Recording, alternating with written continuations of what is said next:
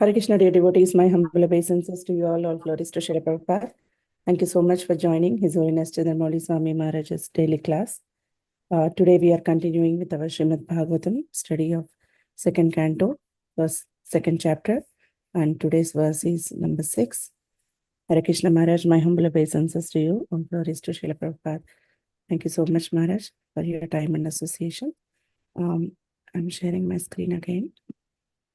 You can please start. Thank you.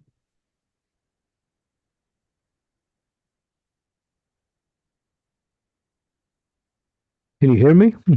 Yes, Maharaj. Very clear. Good. Okay.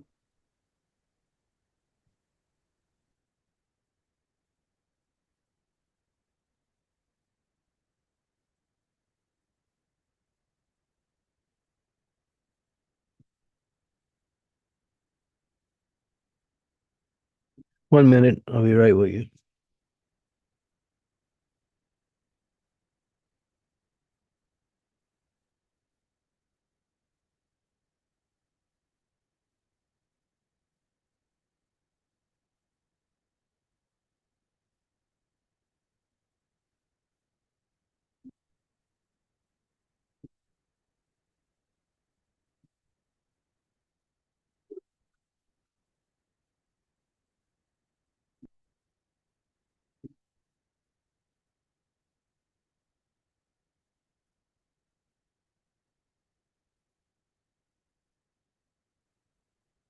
Om Namo Bhagavate Vasudevaya. Om Namo Bhagavate Vasudevaya. Om Namo Bhagavate Vasudevaya. Evam Suchitta Swata Eva Siddha Atma Pritartha Bhagavan Anantaha Tam Nirvito Niryatoto Bhajeta Samsara Hetu Paramascha Yatra.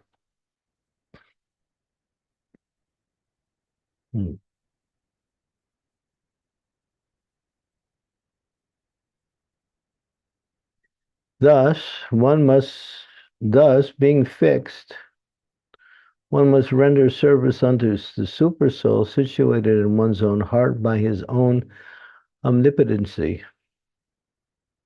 Because he is the almighty personality of Godhead, eternal and unlimited, he is the ultimate goal of life, and by worshiping him, one can end the cause of the conditioned state of existence. Purport. As confirmed in Bhagavad Gita 1861, the Supreme Personality of Godhead, Sri Krishna, is the all-pervading, omnipresent Supersoul. Therefore, one who is a yogi can worship only him because he is the substance and not the illusion. Every living creature is engaged in the service of something else. A living being's constitutional position is to render service, but in the atmosphere of Maya or illusion, or the conditioned state of existence, the conditioned soul seeks the service of illusion.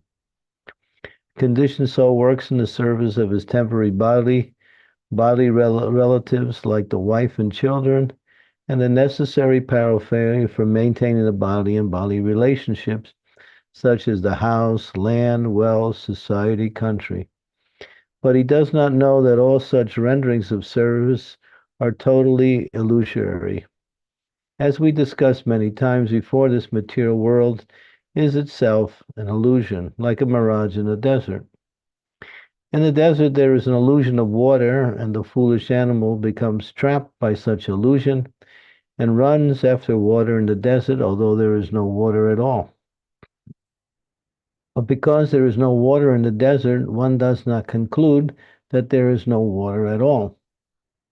The intelligent person knows that there is certainly water in the seas, the oceans, but such vast reservoirs of water are far, far away from the desert.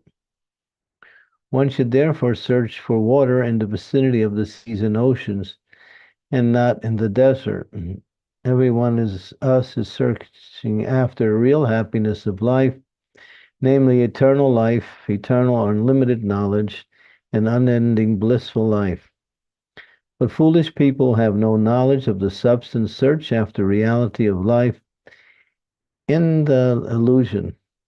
This material body does not endure eternally, and everything in relationship with this temporary body, such as wife, children, society, and country, also changes along with the change of body. This is called samsara, a repetition of birth, death, old age, and disease. We would like to find a solution for all these problems, but we do not know the way. Herein is suggested that anyone who wants to make an end to these miseries of life, namely repetition of birth, death, disease, and old age, must take to this process of worshiping the Supreme Lord and not others, as it is also ultimately suggested in the Bhagavad Gita 1865. If we at all want to end the cause of conditioned life, we must take to the worship of Lord Krishna, who is present in everyone's heart by his natural affection for all living beings, who are actually parts and parcels of the Lord. The baby in the lap of his mother is naturally attached to the mother, and the mother is attached to the child. When the child grows up and becomes overwhelmed by circumstances, he gradually becomes detached from the mother, although the mother always expects some sort of service from the grown-up child and is equally affectionate towards her child, even though the child is forgetful. Similarly, because we are parts and parcels of the Lord is always affectionate towards us, and he always tries to get us back home, back to Godhead. But we, the conditioned souls, do not care for him and run instead after illusionary bodily connections. We must therefore extricate ourselves from the illusionary connections of this world and seek reunion with the Lord, trying to render service unto him, because he is the ultimate truth. Actually, we are hankering after him as the child seeks the mother, and to search out the Supreme Personality of Godhead, we need not go anywhere else, because the Lord is within our hearts. This does not suggest, however, that we should not go to places of worship, namely the temples, churches, and mosques. Such holy places of worship are also occupied by the Lord, because the Lord is omnipresent. For the common man, these holy places are centers of learning about the science of God. When the temples are devoid of activities, the people in general become uninterested in such places, and consequently the mass of people gradually become godless, and a godless civilization is the result. Such a hellish civilization artificially increases the conditions of life, and existence becomes intolerable for everyone. The foolish leader of a godless civilization tries to devise plans to bring about peace and prosperity in the godless world under the patent trademark of materialism, and because such attempts are only illusionary, the people elect incompetent blind leaders one after another who are incapable of offering solutions. We want to at all to end this anomaly of a godless civilization, we must follow the principles that are revealed in scriptures like Srimad Bhagavatam, and follow the instructions of persons like Sukadeva Goswami, who has no attraction for material gain. Om Gyan Timirandasya Ganajana Salakaya Chaksun Militam Yena Tasmai Shri Gurave Namaha Ma Om Vishnu Padaya Krishna Prastaya Bhutale Srimakti Bhakti Vedanta Swami Niti Namine Namaste Saraswati Deve Gauravani Pacharine Nirvisesa Sunyavari Pastyatya Desatarine Vanchakalpa Tarubhischa Kripa Sindhu Pevacha Patitanam Pavanebhyo Vaishnavebhyo Namaho Namaha Jai Shri Krishna Chaitanya Prabhu Nityananda Shri Advaita Gadadhar Srivasadi Gaur Bhaktavinda Hare Krishna, Krishna Krishna, Hare Hare, Hare Rama, Rama Rama, Hare Hare. So Srimad Bhagavatam and Bhagavad Gita, which supports the principles of Bhagavatam, really get right to the essence of life. The material life is simply an anomaly. It is due to one's desire to be separate from Krishna. And because it's not possible to be separate from Krishna, we are still under the control of Krishna, but in a what we say a marginal position, or in a position where we cannot experience our relationship with Krishna. And that is material life. And material life is characteristics by four things. One has to enter into material life through the process of birth. And then there is disease that comes, some more, some less. There is an old age, if one makes it to old age. Many times people today are not even making it to old age. And then ultimately one has to give up the body, and that is called death. So these things are intrinsic, or you might say, formulated as the essence of the material miseries. And they cannot be extricated or changed. They are there. No one can get rid of these four unless they free themselves from the entrapments of the material world. In other words, come back to Krishna in devotional service, and that is the process of pure devotional service. Now, this verse and the purport gets right to the point. So we are, in one sense, wasting our time trying to make a nice arrangements in this material world. And whatever arrangements we make are subject to time element. And as we see, they never really come up to the standard of the happiness we look for in these arrangements because it's not there. If you try to put a square peg in a round hole, it will not fit because it's just not designed for a round hole.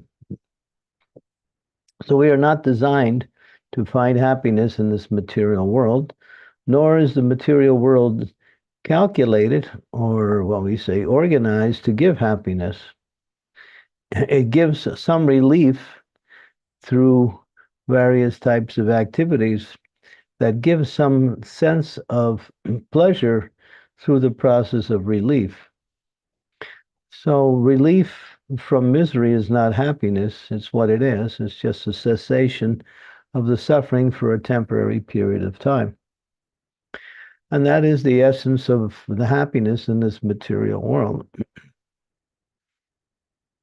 And so we find that this particular verse really is giving us a clear and what we say complete understanding to become Krishna conscious.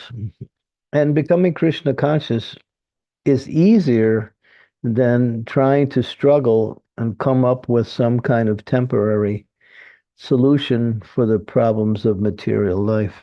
It's actually easier. Krishna consciousness simply means to worship the Lord in different ways. That worship takes different forms, such as glorification, such as formalized worship that we do with the deity in various types of homas and yagyas, and to read books about the Lord, to discuss these books with others, to take time to associate with those who are practicing Krishna consciousness, support each other in our worship and in our endeavor to make progress in spiritual life. And this is the process of Krishna consciousness. It's quite easy. But because we have a material body and because we still may have material desires, the process becomes what we say apparently difficult.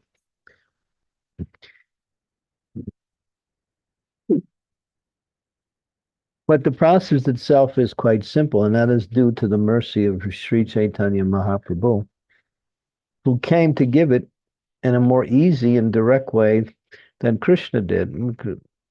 If you go back into the annals of the different eras of bhakti, you'll find Krishna was a little strong. He said, give up everything, surrender to me. Don't try to make your own plans for happiness. I'll take care of you.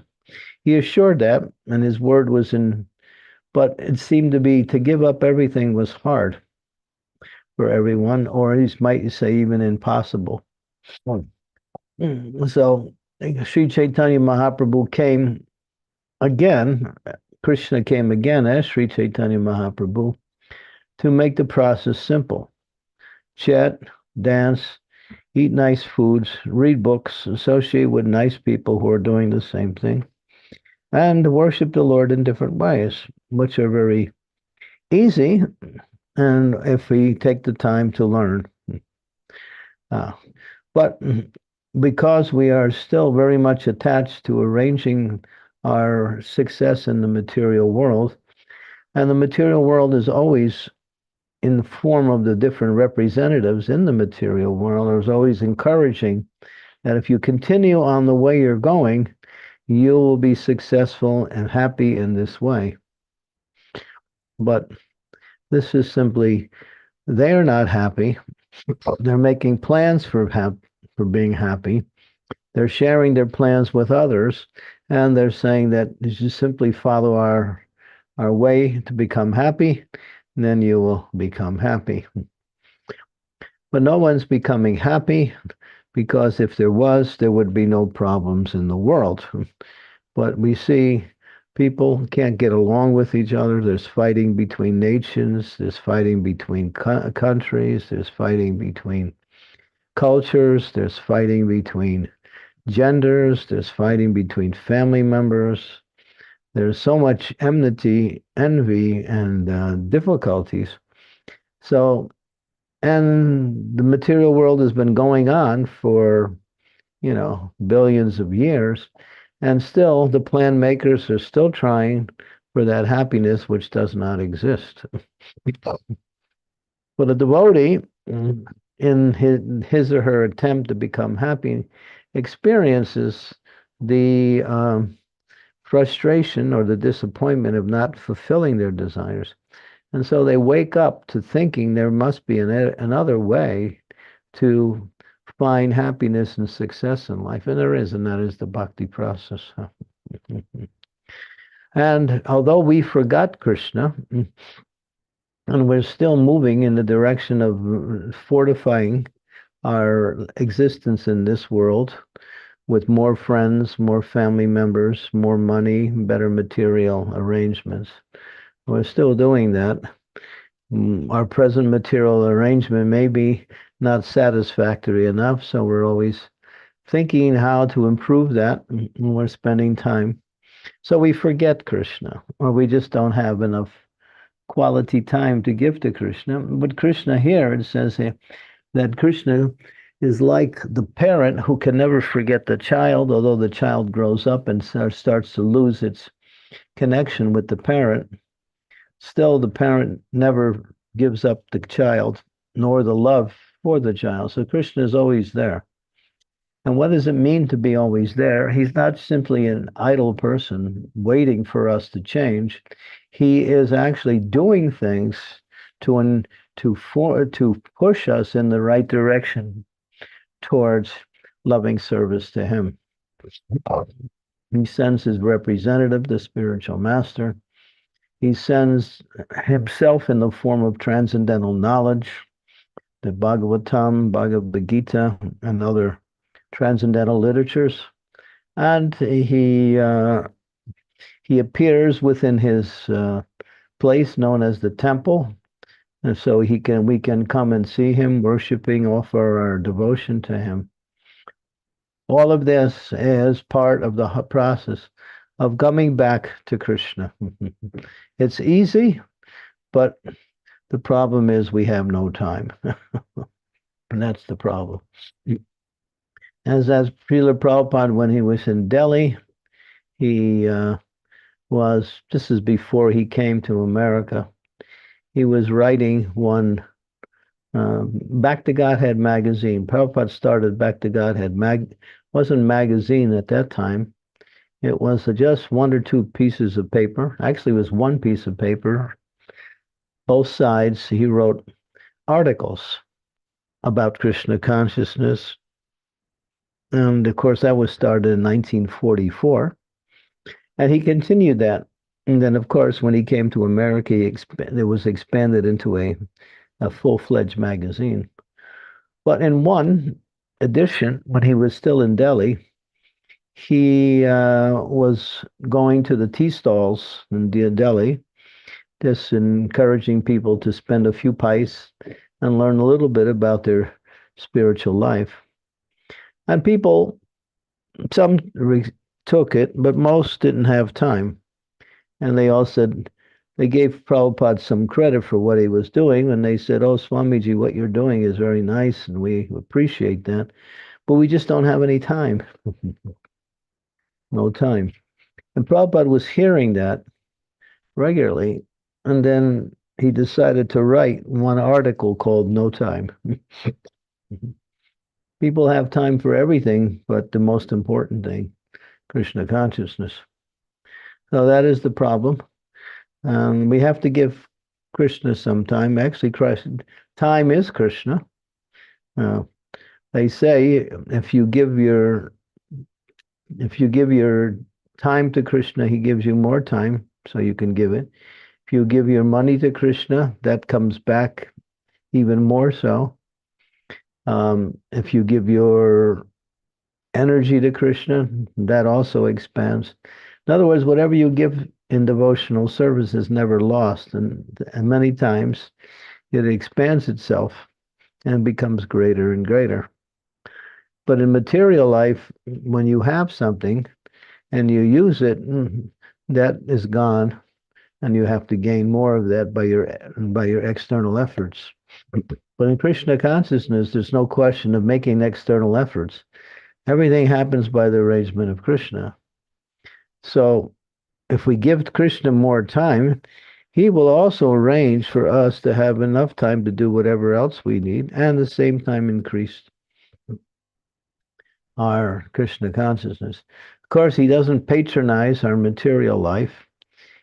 He allows it to go on, but he says, actually, simplify it, make it in such a way that you don't have to spend so much time just doing the basic needs to maintain the body and family members. Keep it as simple as possible. And simplicity is the foundation by which we can practice Krishna consciousness easily. The Prabhupada tells the story of one Brahmin in South India. He was in the Ranganath temple, and he was instructed by his spiritual master to read Bhagavad Gita every day. But the difficulty was he was illiterate and he couldn't read. But receiving the instructions of his spiritual master, he made an attempt to read. While he was doing that, many of the other Brahmins in the temple were making fun of him, chiding him, oh, Brahmin, what are you reading? And they were kind of making fun of him because they knew he couldn't read. Sometimes he'd hold the book upside down. But he wouldn't pay any attention to them. He would simply try his best to read because that was instruction of his spiritual master. So when Sri Chaitanya Mahaprabhu came to Ranganath temple, he saw that same Brahmana. And he came over to him and he said, hey, Brahmana, what are you doing? What are you reading? He said, well, that he could understand Mahaprabhu was not chiding him or making fun. He asked a very straight question. And Brahman said, yeah, well, I'm trying to read Bhagavad Gita, but I cannot read, but this is the instructions of my spiritual master. So Mahaprabhu looked at him and saw that he was quite emotional. And he said, but I can see you're becoming very, very emotional when you're trying to read Bhagavad Gita. How is that? And he said, well, actually, when I see on the front cover of the Bhagavad Gita, there's Krishna, he's driving the chariot for Arjuna. I'm thinking, oh, how wonderful Krishna is. He's become the chariot driver of his devotee. And when I think like that, my heart really starts to melt in love for Krishna.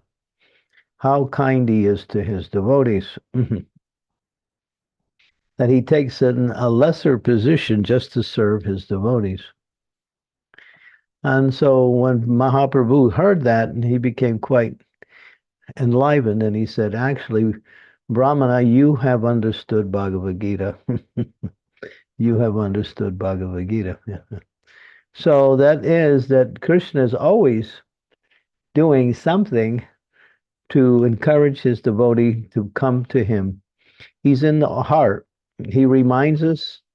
He sometimes frustrates our attempts to do something that is not beneficial for us. He's there as a caring parent, pushing us in the right direction. When we forget something and we think about what we need to do, he's there and to give us the memory, the intelligence, the understanding. Well, that's Krishna. He's more interested in us becoming Krishna conscious than we are becoming Krishna conscious. But he never gives up, and he always has many, many ways to somehow entice us or encourage us to come back to him in devotional service. That's his love for his devotee. Because his love for his devotee is pure. It is equal. It's not what we say unequal. He says in the Bhagavad Gita, Samoham sambhabhuteshu na me dvesha. I'm equal to everyone. I envy no one, nor am I partial to anyone. But he reciprocates, and he also says that according to how we approach him. But he even goes out of his way when we don't approach him. He knows that we want to become Krishna conscious, but we're wasting our time doing so many things that we don't need to do.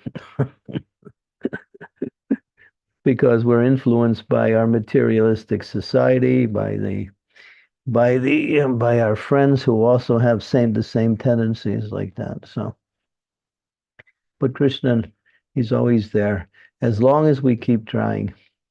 When we give up and say, "Oh, I can't become Krishna conscious; it's too hard.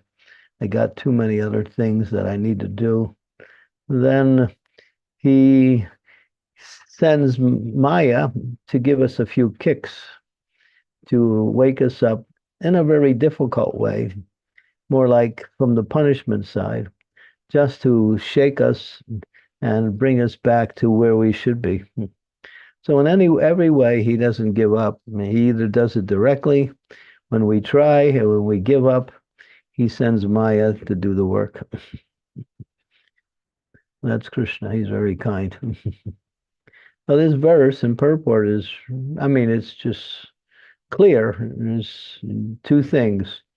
Become Krishna conscious and don't waste time trying to improve your material life because you can't do it anyway. It's simply a fruitless attempt. Whatever improvement we may have, it may last for a few days or maybe more, but ultimately it still falls back into its situation. That's just the way material life is. But spiritual life is joyful, susukam kartamavyayam, because the soul by nature is joyful. And when we are experiencing our relationship with Krishna, what is happening is the soul is in contact with its source, the Supreme Soul or Krishna. And when you come in contact with Krishna, the qualities of the soul start to awaken, which is knowledge, happiness, freedom from suffering, freedom from all illusions and doubts. All of these things manifest as we come in contact with Krishna. Just like the closer you come to fire, the warmer you get, and the more you see the light of the fire. So the closer you come to Krishna, the more the soul's natural proclivities, which are all beneficial to the soul's happiness, start to manifest more and more and more. But it's the rascal mind that gets in the way and starts giving us all kinds of wrong ideas.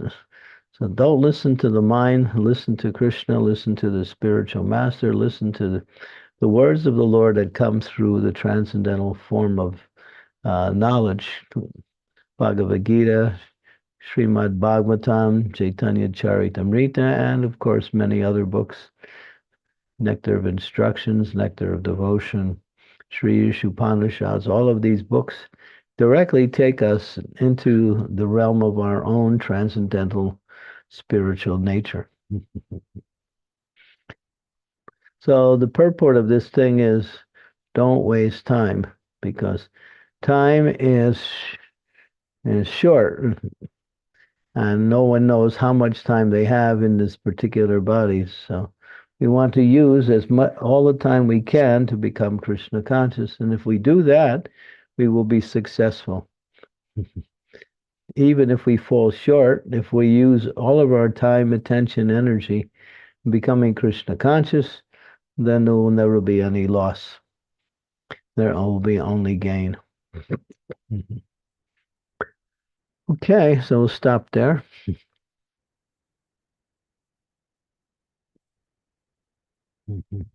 Hare Krishna. Thank you so much, Maharaj. Such a wonderful class, reminding all of us about the importance of Krishna consciousness and how Lord is waiting for all of us. Thank you so much.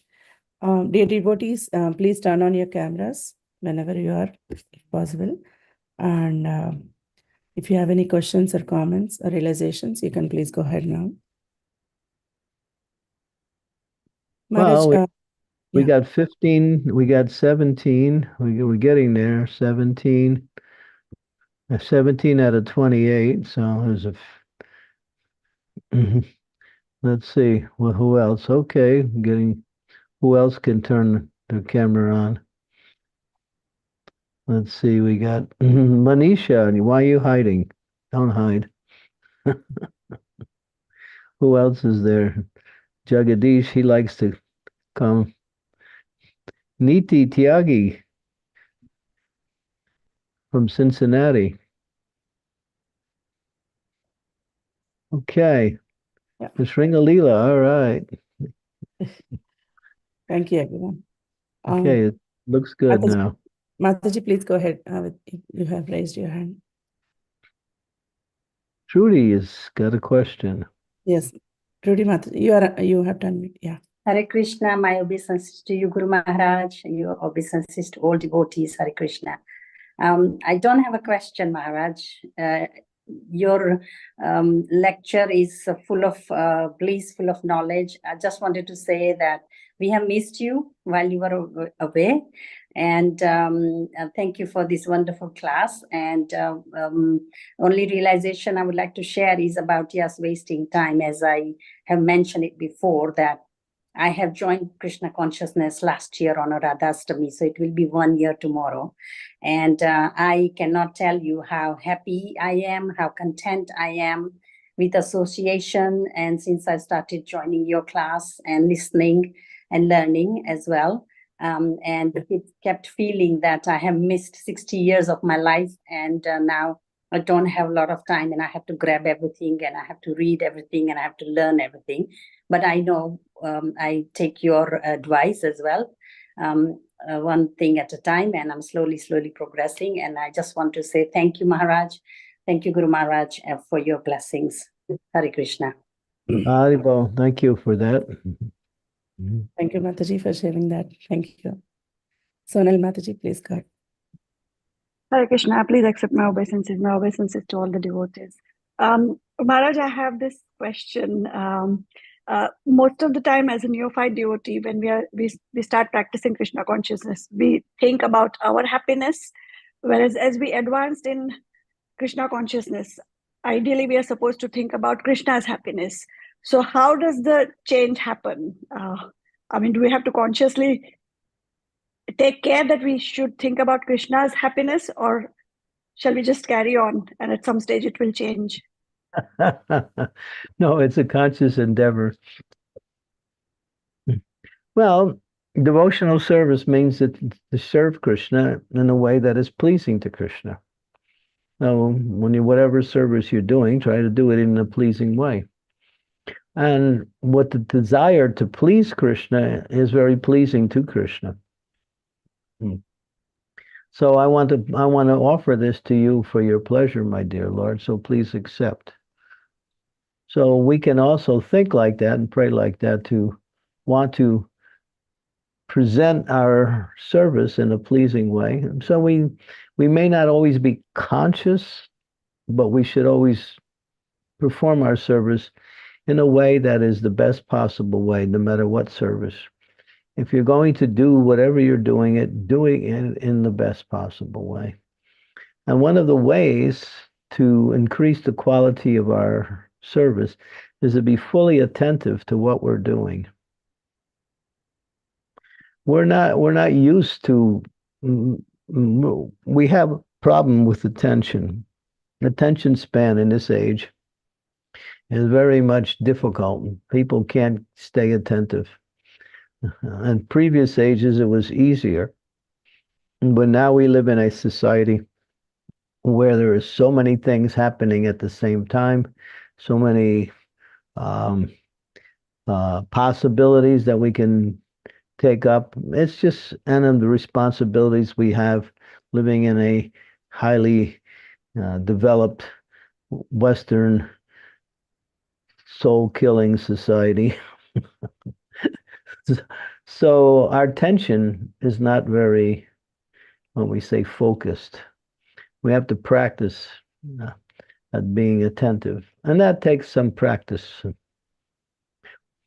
And that's the art of hearing. The art of hearing increases the quality of the attention that you put in the art of doing.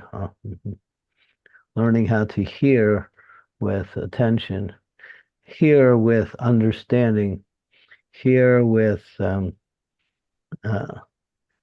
hear with understanding.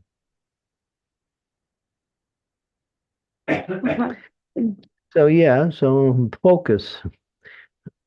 That's all. So it's just one follow-up question on that. So once we start, say, focusing and putting our attention, the first thing which we have to face is our anarthas or our shortcomings.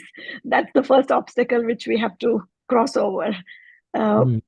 So how can we deal with that? I mean, will hearing give us some guidance on clearing those anarthas?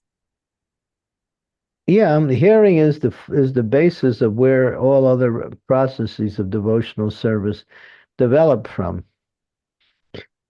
Before you can chant, you have to hear. Before you can remember, you have to hear. Before you have to worship, you have to learn how to worship. You have to hear. All of the 8 processes is centered around the process of hearing. So one should learn how to develop the quality of their own hearing, and that will help the soul to go deeper into the understanding of how to respond to whatever is being heard. It's like even when we talk to people, a lot of times when we're talking to another person, especially if there's some discussion, we're more or less thinking about what we're going to say while we're listening to what they're saying. We're waiting for them to finish to what they're saying so we can speak. That's the way how we hear nowadays. So to become very attentive is an art. It's called the art of hearing.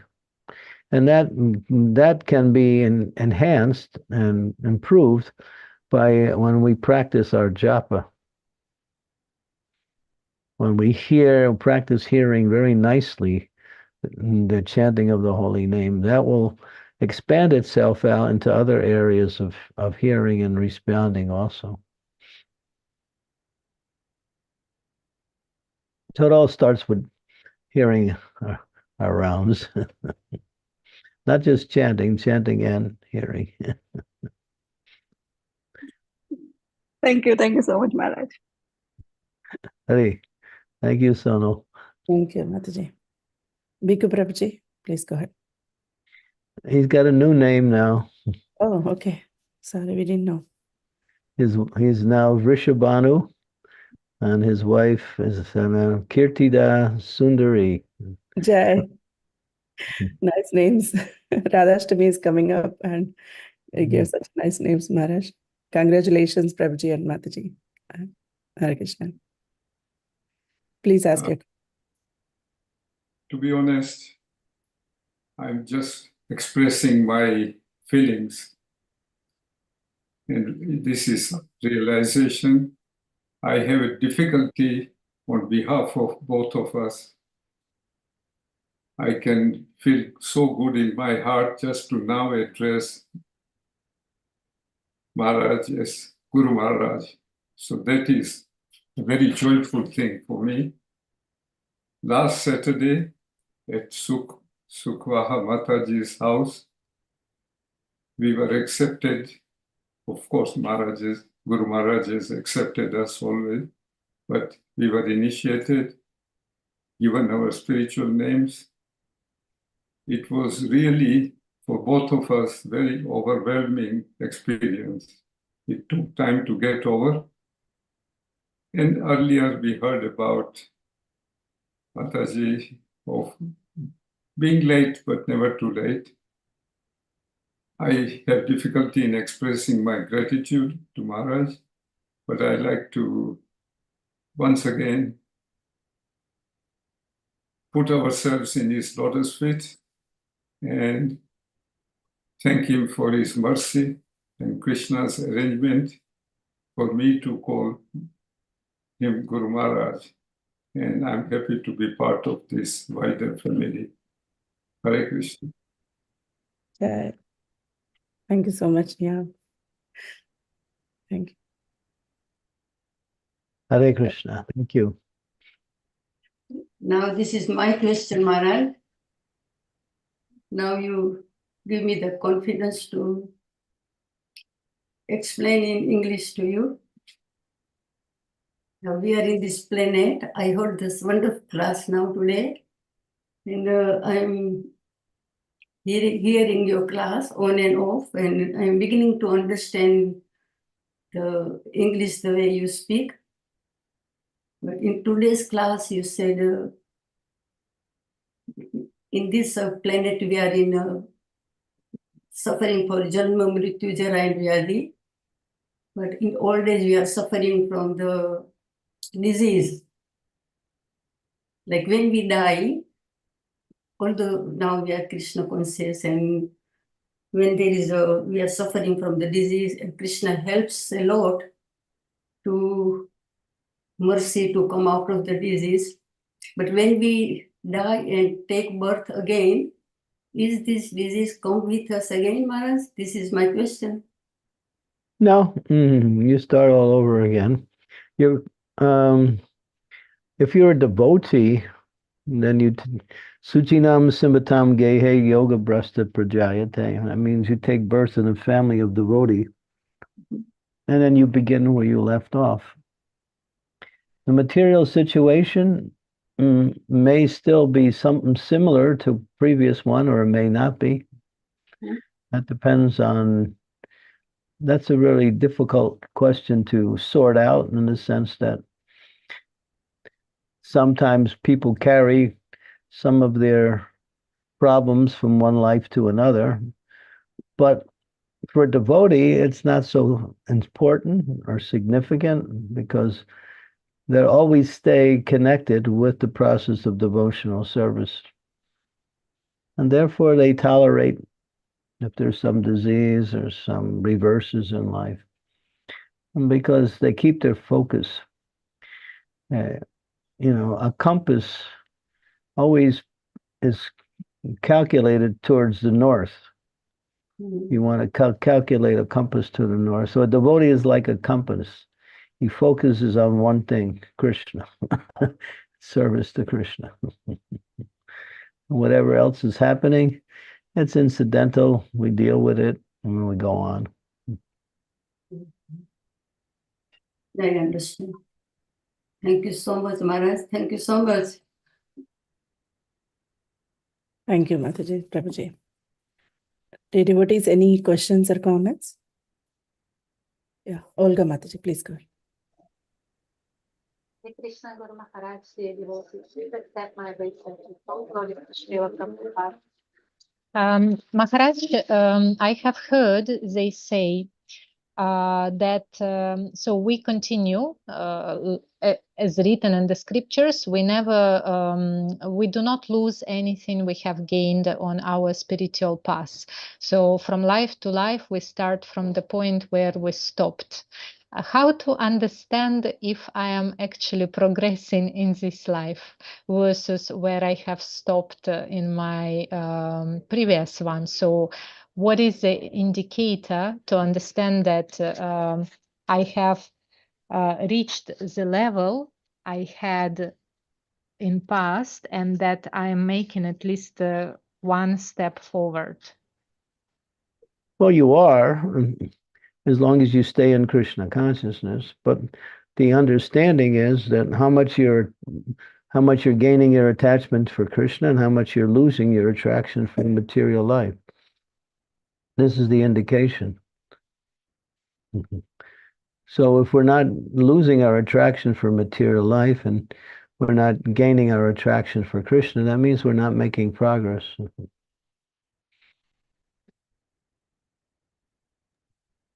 Thank you. So that's the indication.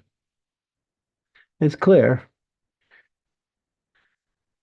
How much time, attention are we giving to Krishna? How much time and attention are we giving to our material life? We may give time and attention to material life, but not in the same way as we give time and attention to Krishna. We just do it because it's necessary. It's like there's certain things that you have to do to take care of the body, but they're necessary. You do them because they're required in order to keep the body functioning. So material life should be seen like that. We just do it because it's necessary.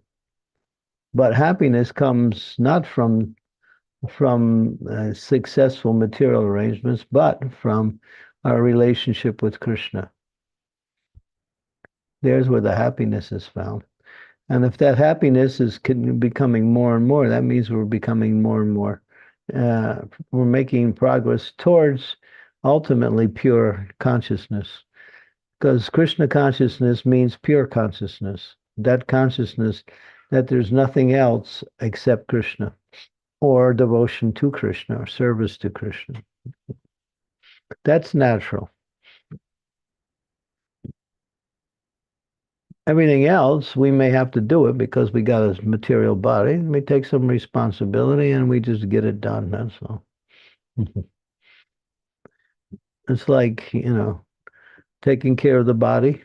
You just do certain things and you move on to something else.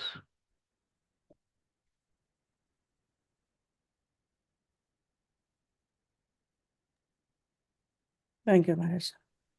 Thank you so much. Thank you, Maharaj.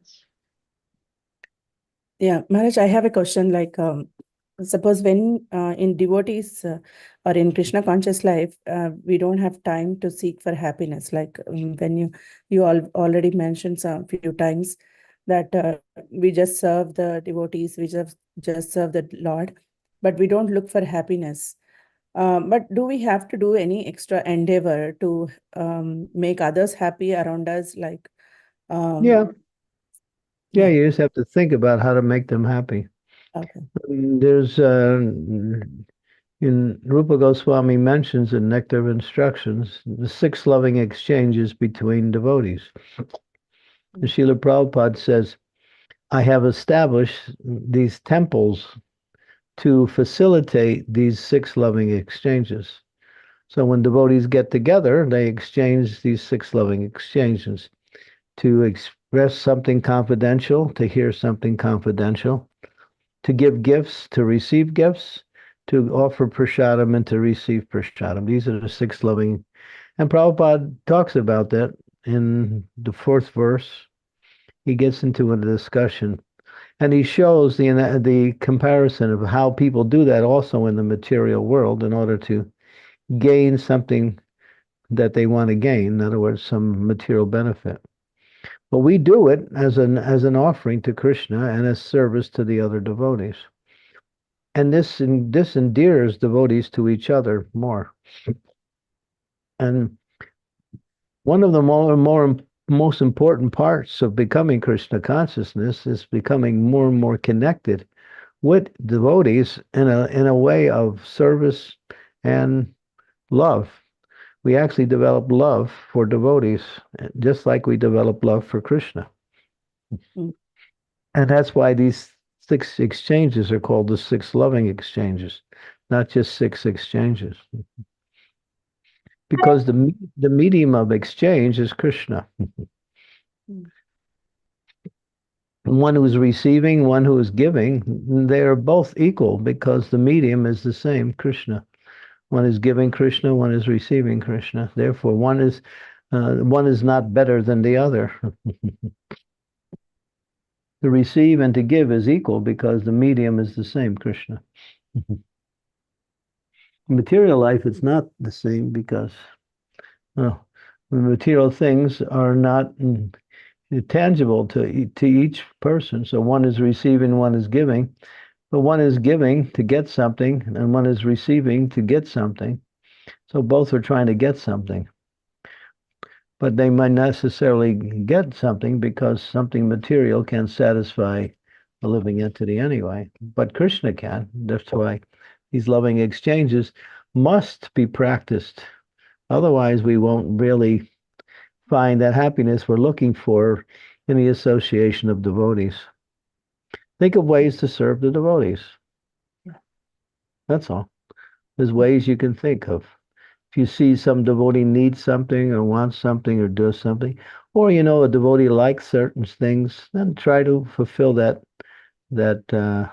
activity, which will give some pleasure, some happiness to the devotee, but keep it connected to Krishna. Okay. Yes, Maharaj. Yeah. Thank you. Yeah. We have to have association. If we don't have association, we will not really advance in the process of bhakti. Mm. Yes, Maharaj. Yeah. Thank you. Yeah. So, thank you so much, Maharaj. So we have a question on chat by Bani Mataji. So she's asking, Hare Krishna Maharaj, is it possible that a devotee may be born in a low material state to avoid certain attachments that come along with opulence? Wouldn't that be a blessing through Krishna's arrangements?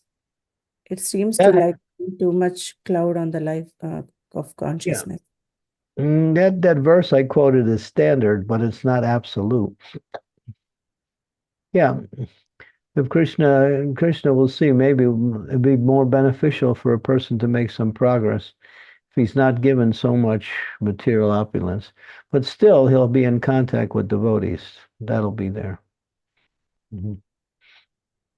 Because we see people who get material opulence start thinking how to enjoy these things, and then they divert their attention away from devotional service. So sometimes we say there is two what's the word? Two aspects of things that make Krishna conscious difficult: too much and too little. Too much and too little.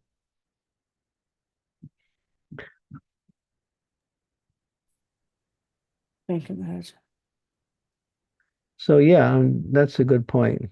But sometimes we see, just like Prahlad Maharaj was born in a family of demons. Why? To make his demoniac father Krishna conscious. So sometimes a devotee will be born into a low family just to purify that family. That's possible. It's not the standard, but it does happen.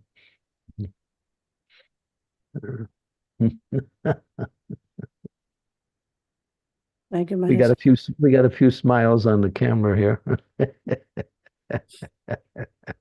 Haribo. Thank you. Maybe it's resonating with a few of you. Thank you, Maharaj. Amritaram Mataji, go ahead. Maharaj, today is Amritaram Mataji's birthday. Really? Yeah. Happy birthday, Mataji.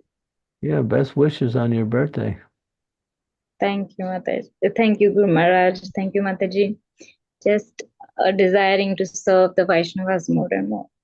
Thank you. With your blessing. So, Guru Maharaj, my question was, is it correct to discriminate even within the devotee circle for their association? Is it discriminate to choose who you associate with?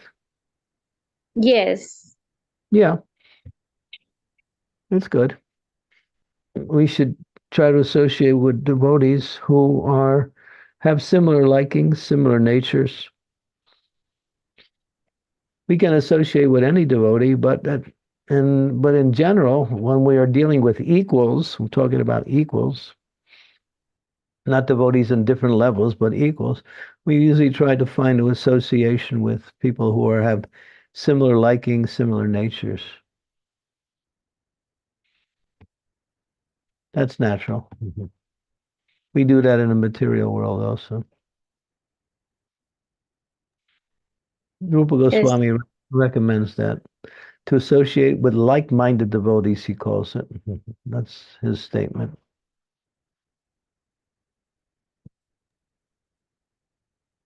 He calls what, Guru Maharaj? Rupa Goswami encourages. He recommends that we associate with like-minded devotees. No, okay. Yeah. Okay. But you can be friendly to everyone and friends with a few. That's the idea. Yes. We're friendly. The devotees are friendly to everyone, but they also have friends within the context of devotees. Yes, Guru Maharaj. Thank you. That was my dilemma, because sometimes there are some devotees in this devotee circle itself that you are not exactly gelling with them, but then you cannot avoid them as well. So just be humble and just move on. right. Thank you, Guru Maharaj. Hare Krishna. Thank you, Mataji. Sridevi Mataji, please go ahead. Please accept my humble obeisances, Guru Maharaj. All glories to Srila Prabhupada.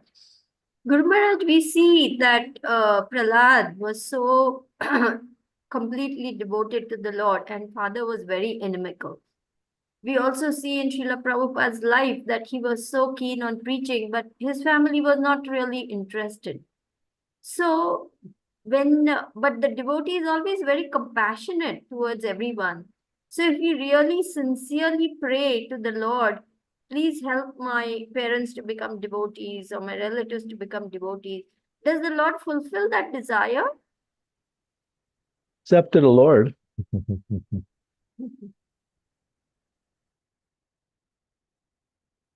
So when a prayer is sincere, the inclination is also more positive. The Lord's a person, you have to remember. He's not just, you just register something and then it just comes out. He's a person. He discriminates.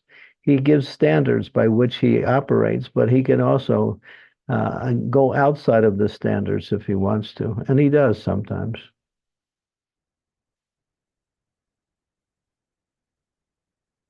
He said, I wasn't going to fight on the battlefield, but he did, because it was a higher principle.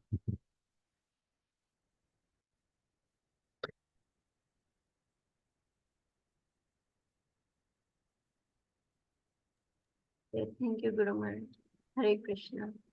Okay, we're pretty much at the end here, right? Yes, Maharaj. Can I ask one question?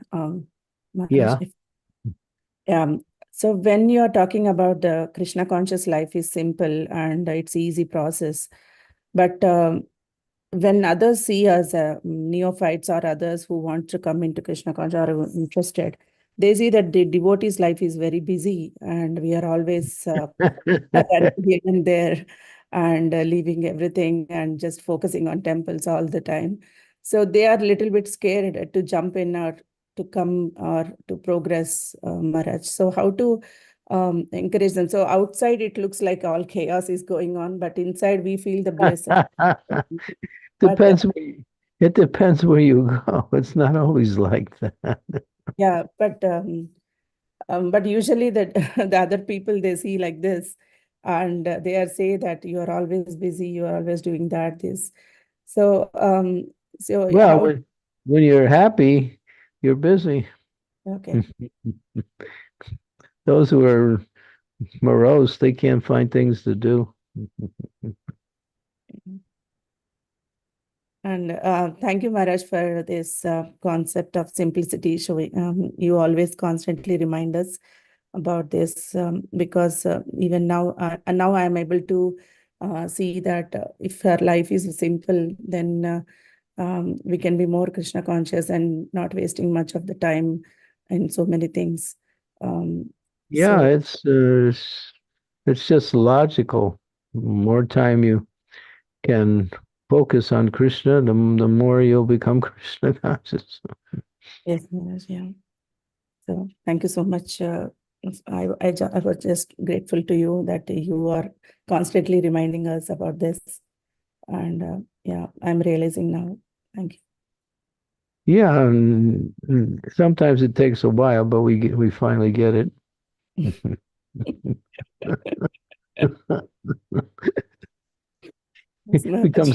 It's called the process of elimination. When there's nothing else, we finally got it. Yes. Yes, Maharaj, thank you. Okay, Maharaj, thank you so much. So we are at the hour. So yeah, we can end the call if there are no more questions. Anybody have any last minute questions? Yeah.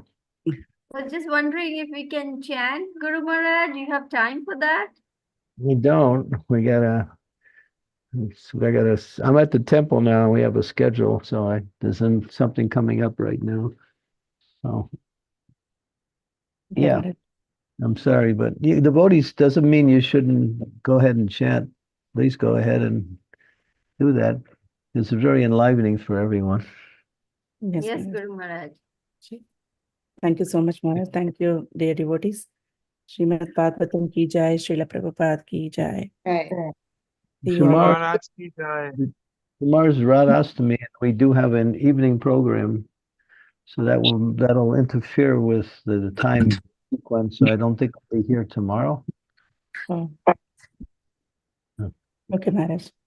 Yeah, but there might be a slight chance. I don't know the schedule yet. 5. Everything starts at 5. Yeah.